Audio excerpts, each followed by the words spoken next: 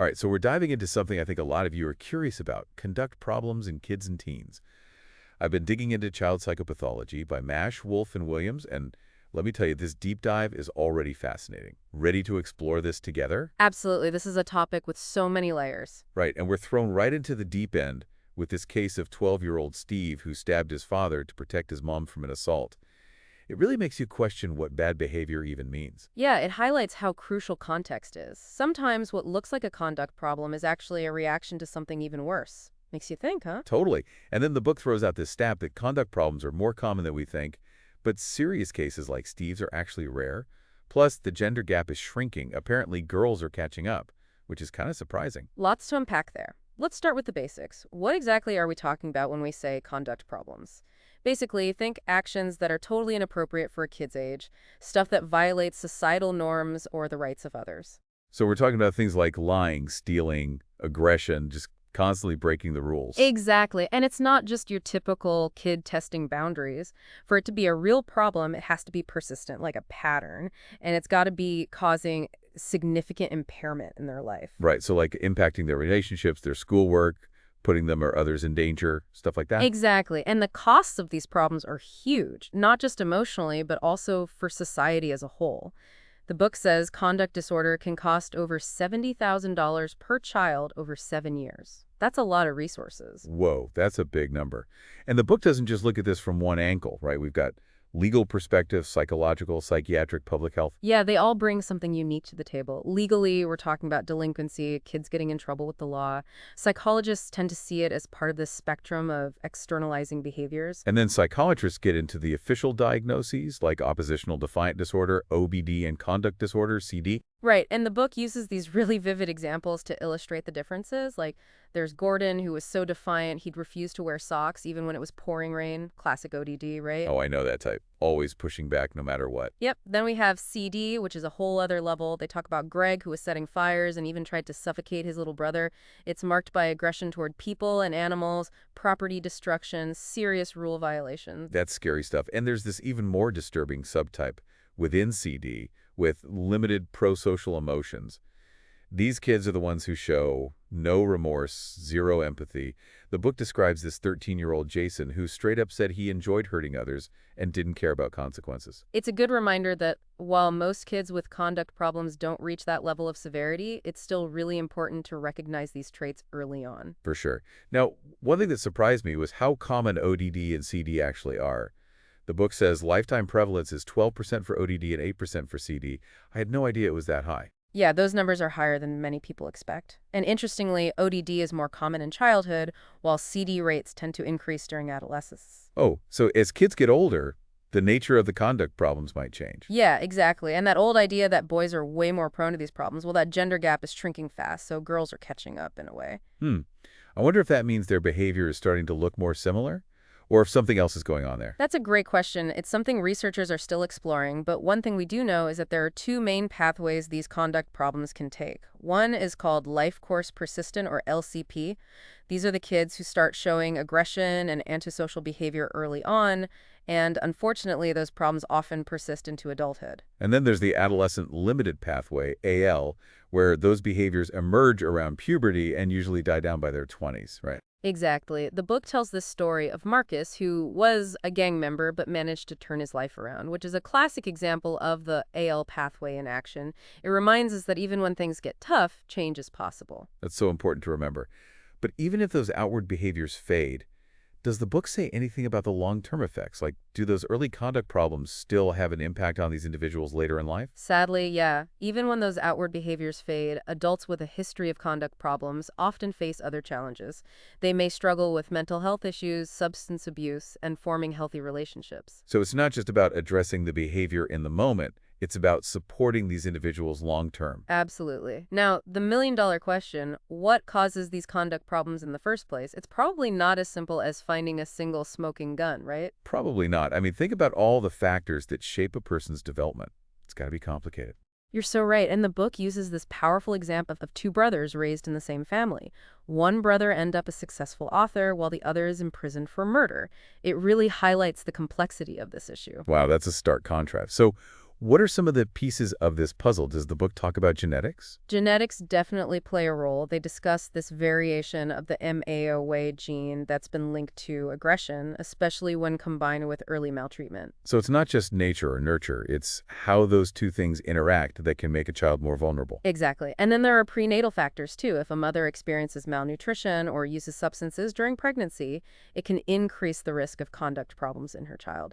But it's super important to emphasize that these factors aren't destiny. Right, there are always other factors at play. What about the brain itself? Does the book talk about any neurobiological stuff? Oh yeah, it gets into some fascinating neurobiology. It focuses on these two systems in the brain, the behavioral activation system, or BAS, think of it like the gas pedal, and the behavioral inhibition system, BIS, which is like the brakes. So some kids might have their gas pedal stuck, making them super impulsive, while others have weak brakes, so they struggle to control their reactions. That's a great way to put it. And just like we see in ADHD, kids with conduct problems often have trouble with executive functions, which are those higher level thinking skills that help us plan, organize, and inhibit those impulsive urges. I can imagine how challenging that would be for them, trying to navigate social situations or make good decisions when those skills are out of whack. Does that tie into the hostile attributional bias that the book mentions? Yes, so social cognitive factors are really important here. These kids often misinterpret social cues, and when they're in a challenging situation, they have trouble problem solving effectively. The hostile attributional bias means they see hostility even when it's not there, leading to those aggressive responses. Oh, so they're constantly on guard, expecting the worst from others, which can become a self-fulfilling prophecy. Sadly, yes, and we can't forget about the role of family dynamics. The book points out that two major types of family disturbances are often linked to conduct problems. I'm guessing those are general disturbances and then more specific issues with parenting practices. You got it. General disturbances would be things like parental mental health problems, a family history of antisocial behavior, constant conflict between parents, lack of resources, instability in the home, those kinds of things. Right, so a lot of stress and dysfunction in the home environment. And then those specific parenting practices would be, Things like harsh or inconsistent discipline, not enough supervision, or a lack of emotional support. yeah, that makes sense. It creates a perfect breeding ground for conduct problems to develop. And I remember the book talking about a theory about how parent-child interactions can spiral out of control. You're thinking of Gerald Patterson's coercion theory. It uses this really relatable example of a mom and son arguing over homework, and it shows how easy it is for everyday interactions to escalate into this cycle of coercion. It's like those negative patterns get ingrained in the family dynamic. And what about attachment? I remember hearing that's a factor too. And right, children with conduct problems often have insecure attachments, especially what's called disorganized attachment, which can really hinder their ability to form healthy relationships and internalize pro-social values. It's like they're missing that foundation of trust and security that helps them connect with others and develop empathy. Exactly. And the influence doesn't stop at the family. The peer group plays a huge role too. Right, the book talked about how kids with conduct problems tend to gravitate toward other antisocial kids. Unfortunately, they find a sense of belonging and validation in those groups, even if it's for all the wrong reasons. And guess what often happens in those groups? More delinquent behavior. Plus, there's the whole issue of bullying. Right. It shared that heartbreaking story of 13-year-old Johnny, who was relentlessly bullied, both physically and emotionally. It's a reminder that bullying is a serious problem, not just kids being kids. And with social media, we now have cyberbullying to contend with, which can be even harder to escape because it happens outside of school and can feel relentless. It's like a whole new battleground for aggression. And we can't forget about the influence of the school itself and the community a child lives in. Absolutely. Conduct problems are way more common in neighborhoods with high crime rates, poverty, and limited resources. And if the school isn't functioning well with inconsistent discipline and low expectations, that can make things worse. It's like a vicious cycle. These kids are exposed to so much negativity, and then they lack the support to break free and thrive. Right, and then there's that ongoing debate about the role of the media, especially violent video games. Does exposure to that kind of content actually contribute to aggression in kids? Yeah, that's a tough one. The research seems kind of mixed, but I think we can all agree that we need to be mindful of what our kids are consuming and how it might be affecting them. Definitely. And we can't forget about cultural factors either. Different cultures have totally different norms about aggression and how to deal with it. It's a good reminder that there's no one-size-fits-all approach to this issue. So with all these factors at play, is there any hope for these kids? I mean, could anything be done to help them? The good news is the earlier we intervene, the better the chances of positive change.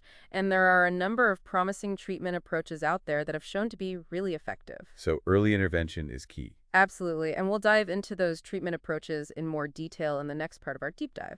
So we left off talking about the importance of early intervention, and luckily there are some really promising treatment approaches that can make a huge difference for these kids. Yeah, and you mentioned a few of them last time: parent management training, or PMT, problem-solving skills training, PSST, and then multisystemic therapy, or MST. Going to break those down a bit more. Starting with PMT, what does that actually look like in practice? Okay, so picture this. You've got a parent who is totally at their wits' end, struggling with their kid's behavior. PMT is like giving them a toolkit, a set of strategies to help create a calmer, more structured environment at home. Okay, so I'm imagining this toolkit. What's inside? What are some of the techniques? Well, one of the first things we do is help parents understand that cycle of coercion we talked about earlier. Remember that example of the mom and son arguing about homework? Oh yeah, where the kid learns that if you just push back hard enough, they'll eventually get their way. And the parent learns that giving in is the fastest way to avoid a complete meltdown. It's a recipe for disaster. Exactly. PMT helps parents break that cycle by teaching them to respond in a more consistent and effective way, setting clear expectations and boundaries. So no more mixed messages or constantly changing the rules. Exactly. Consistency is key. And then there's positive reinforcement, which is all about catching kids being good and praising them for those positive actions. I think that's so important. It's easy to focus on what kids are doing wrong, but we often forget to acknowledge when they're making an effort. Right. It can be simple things like, hey, I noticed you cleaned up your toys without being asked. That's awesome. Or maybe you give them some extra playtime or a special sticker. The key is to make it specific and immediate so they can connect the dots between their good behavior and the positive consequence. That makes a lot of sense. What about when they misbehave? Are there consequences involved in PMT? Oh, yeah, absolutely. Setting clear limits and consequences is a crucial part of PMT. Establishing specific rules for behavior and then consistently enforcing those rules. For example, if the rule is no hitting, then every time the child hits, there needs to be a consequence. Right, so it's not about punishment, but about teaching them that actions have consequences. Exactly. And the consequences should be something that's meaningful to the child, but also appropriate and fair. We don't want to resort to, harsh or arbitrary punishments. It's about teaching them, not breaking them. Exactly. And PMT really emphasizes that parents need to stay calm and consistent even when it's tough. It takes a lot of patience and practice, and they get a lot of support from the therapist throughout the process. So it's a real partnership between the therapist and the parents. It is, and the results can be pretty amazing. Studies have shown that PMT can significantly reduce disruptive and aggressive behavior in kids, especially younger ones. That's really encouraging. And you mentioned earlier these digital-based parent training programs. Are those a good option for families who maybe can't access traditional therapy? Oh, yeah, definitely. They can be fantastic. They're more accessible, often more affordable, and for some parents, the online format feels less intimidating. Plus, let's be real, in this day and age, most people are pretty much glued to their devices anyway, so it makes sense to meet them where they are. I love that. It's like therapy is evolving to meet the needs of modern families. So we've talked about PMT, which focuses on that parent-child dynamic. What about problem-solving skills training? What's the main idea behind that approach? Think of PSST as like a cognitive boot camp for kids who struggle to navigate those tricky social situations. You know how we talked about them misreading social cues, assuming the worst, and just defaulting to aggression? Well, PSST teaches them to slow down, think things through, and come up with better solutions. Oh, so it's like we're rewiring their brains to respond in a more positive, pro-social way. Exactly. It's a very structured approach. We teach them these specific steps to follow when they encounter a problem. First, they learn to accurately identify what the problem is. So instead of jumping to conclusions or making assumptions, they take a moment to really assess the situation. Exactly. Then they brainstorm a bunch of possible solutions, not just their usual go-to response, which might be aggression or some other negative behavior. So they're expanding their repertoire of coping skills. Yes. And once they've got a few ideas, we help them evaluate the potential consequences of each option. So they're thinking about the long-term impact of their actions, not just what will give them immediate gratification. Right. They're learning to think more strategically. And then they choose what they think is the best solution, put it into action, and then they reflect on the outcome. Did it work? If not, what could they do differently next time? It's like they're becoming little scientists, experimenting with different approaches and learning from their experiences. I love that analogy, and the research backs it up. PSST has been really effective in reducing aggression and improving social skills in kids with conduct problems. That's great to hear. And now, what about those teens with really severe conduct problems? You mentioned multisystemic therapy.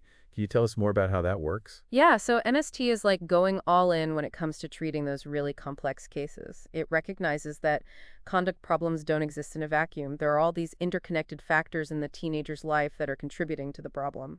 So it's about looking at the whole system, not just the individual. Exactly. MST therapists become part of the team. They work closely with the teenager, their family, school, peers, and even the juvenile justice system if that's relevant. They're like master coordinators, making sure everyone is on the same page and working together to support that teen. It sounds incredibly intensive. So what are some of the things that the MFT therapists focus on? Well, it really depends on the specific needs of the teenager and their family. They might work on improving family communication, addressing parenting issues, connecting the teen with mental health or substance abuse treatment if that's needed. They might advocate for changes at school or work with probation officers to make sure the teen is meeting their court-ordered obligations if that's the case. Wow, so they really cover all the bases, huh? Yeah, it's about addressing all those moving parts that are contributing to the teenager's behavior, and the results are impressive. Studies have shown that MST can significantly reduce delinquency, aggression, and out-of-home placements for these teens. That's incredible, especially for those kids who haven't responded to other types of treatment. Right. It shows that when we take this comprehensive, individualized approach, we can really make a difference, even in the most challenging cases. Okay, so I'm noticing a pattern here. Early intervention, individualized approaches, and looking at the whole system. Those seem to be the key ingredients for success. You're spot on. And that brings us back to prevention. Remember Fast Track, that program we talked about earlier? Yeah, the one that starts in elementary school and follows the kids all the way through high school. It seemed like a great example of being proactive and intervening early. It is. It really embodies that it takes a village approach. Fast Track involves parents, teachers, and community members all working together to create a supportive environment for these at-risk kids. They provide parent training, social skills training, academic support. It's like they're building the safety net. And it really works. I remember those studies showing that Fast Track led to a significant reduction in aggression, delinquency, and even substance abuse in the kids who participated.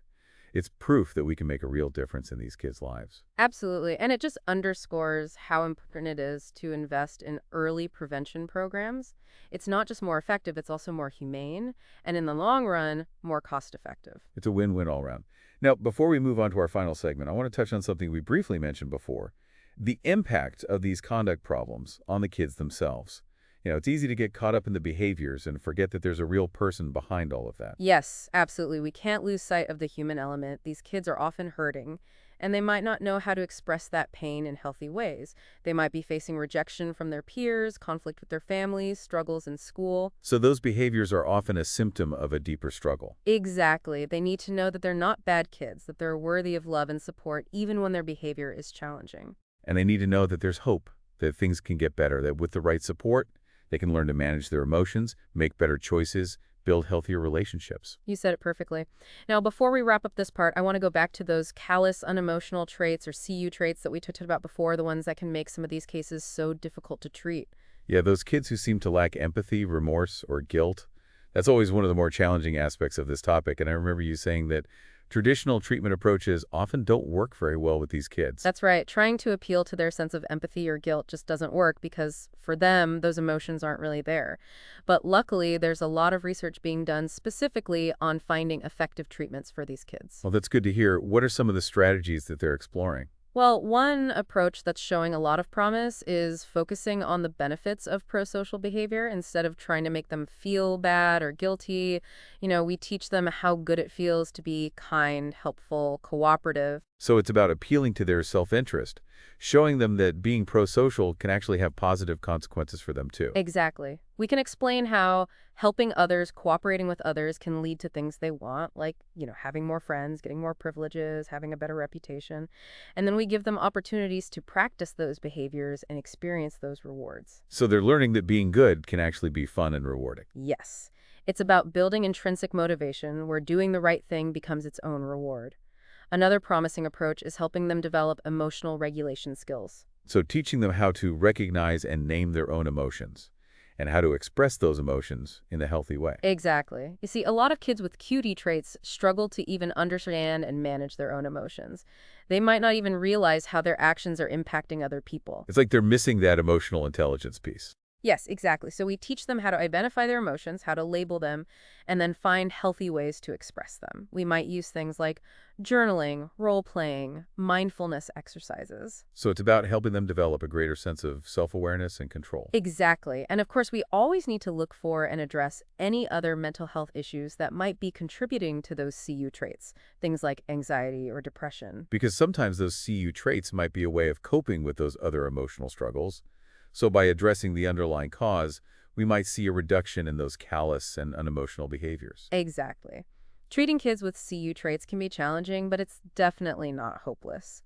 With these specialized interventions and a genuine commitment to understanding their unique needs, we can help these kids develop the skills they need to live more fulfilling, more pro-social lives. That's really encouraging to hear. And even though some cases can be quite severe, it's important to remember that most kids with conduct problems do go on to lead successful and productive lives. That's absolutely true. With the right support and interventions, most of these kids are able to overcome those challenges and reach their full potential. And it's so important for everyone involved, the parents, teachers, therapists, to hold on to that hope, both for themselves and for the kids they're working with. Hope is so powerful, isn't it? It fuels our efforts to understand these complex issues and develop effective interventions. It gives us the strength to keep fighting for these kids even when it's tough. Beautifully said. Now, before we wrap up this part of my deep dive, I'd love to get your take on something. We talked about that shrinking gender gap in conduct problems earlier, and it feels like a pretty big shift in our understanding of these issues. What do you think are some of the key takeaways from that research? You know, what strikes me most is that it really challenges our assumptions. For so long, we view conduct problems as primarily a boy problem, and I think that really limited our understanding of how these issues might manifest in girls. Exactly. By recognizing that girls are just as susceptible to developing conduct problems, we can start to identify those early signs and provide the appropriate interventions. And it forces us to consider how social factors and those shifting gender roles might be contributing to these trends. Right. It's not just about biology. We have to look at the social and cultural pressures that girls are facing, the messages they're receiving about what's considered acceptable behavior, and the support systems, or lack thereof, that are available to them. And it reminds us that aggression in girls can look different from aggression in boys. Absolutely. We need to be aware of those nuances and recognize that relational aggression, like spreading rumors or excluding others, can be just as damaging as physical aggression. So it's about broadening our understanding of what conduct problems look like and being more sensitive to how these issues might manifest differently in girls. Exactly. By doing so, we can create a more inclusive and supportive environment for all kids who are struggling with these challenges. Okay, that was a great conversation. We've covered so much ground today exploring the complexities of conduct problems in youth. Before we move on to our final segment, is there anything else you think our listeners should keep in mind? I think a really important takeaway from all of this is the need to shift our focus from reacting to conduct problems to actually preventing them. We've talked about all these treatment strategies, but imagine if we could create a world where those problems don't even develop in the first place. Okay, yeah, I like that idea. What would that kind of world look like? Well, I think it starts with building communities that are truly supportive of young people. Communities where kids feel safe, connected, and empowered. So it's not just about trying to fix problems after they've already emerged. It's about creating an environment that fosters healthy development right from the start. Exactly. Think about it. If kids grow up feeling loved, supported, and valued, they're much less likely to act out in those destructive ways. They're more likely to develop those crucial social and emotional skills that help them navigate life's challenges. That makes so much sense. So what are some things we can actually do to build these kinds of supportive communities? Well, I think it starts with awareness. We need to educate ourselves about the risk factors for conduct problems and the early warning signs.